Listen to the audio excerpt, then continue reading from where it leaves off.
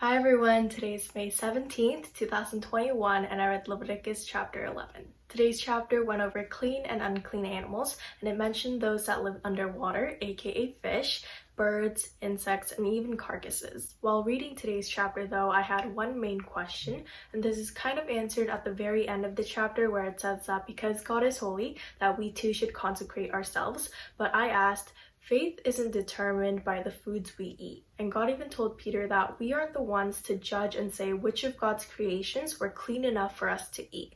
So why is it that in today's chapter, God is telling the people to avoid certain foods and animals? I've discussed this question with my dad throughout the entire day today, and he explained that Jewish people back then and even now identify themselves through two main, actions. First is keeping the Sabbath, and second is being kosher. On the Sabbath, or Sunday as we might call it, the people do no work in order to remember what the Lord has done in creation. And that's just one special day out of the whole entire week. But if we think about foods, we eat it 3 times every single day, right? So the 3 meals eaten daily turns into 3 separate opportunities where they can remember God's commands and also remember their identity as a child of God. Some of you may be thinking right now, well, how come I don't avoid any foods? And that's definitely something that has gone through my mind reading today's chapter. I said, I still eat bacon, I still eat steak, I still eat cheeseburgers at In-N-Out.